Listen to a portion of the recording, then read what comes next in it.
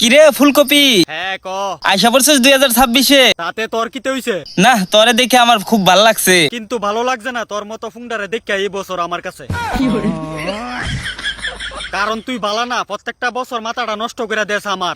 আরে না, আমি ভালো হয়ে গেছি এবার। তুই ভালো হইছ? কুত্তার লেঞ্জুর কোনোদিন সোজা হইতে দেখছত নি? কুত্তা লেঞ্জা সোজাবো কেমনে? ওর তো লেঞ্জা জন্ম থেকে বাঁকা। তো তোর ভিতর বালা দেয়া যাইতো না, খারাপ হয়ে যাইবো সবসময় দেহা। তুই যখনই আমার কাছে আয়োস কোনো না কোনো একটা ফুংডা প্ল্যান লয়ে আয়োস। এই জন্যই ভাল লাগে না ফুলকপি, তুই যে সবসময় আবার ভুল বোঝোস। তোরে ভুল বুঝতাম না, তুই যে বাদেম্মা। আচ্ছা, প্রত্যেকটা বছরই আইলে তুই বালে চলে ফ্যান্স লাগায় দেস আমার অশান্তি। এই বছর এইসব হবো না, আমি শুধু তোরে দিতে চাই এই বছরে শান্তি। আমার শান্তির চিন্তা তোর করণ লাগতো না।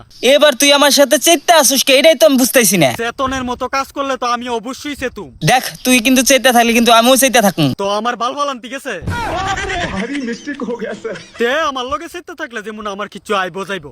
দেখ ফুলকপি, তুই কিন্তু আমার সাথে হুদাই চেতে আসিস, আমি কিন্তু তোর সাথে ভালো ব্যবহারই করতেছি। তুই তো সুন্দরের পিছনে তলে তলে বাস বইরা দেস। দেখ ফুলকপি, তুই কিন্তু বেশি উল্টাপাল্টা কথা করতেছিস। তোর কোনো সমস্যা থাকলে তুই আমাকে বল। না না, এবার আর ভাষা দেখতি না, আগে বাস বইরা দিমু ফোন দিয়া।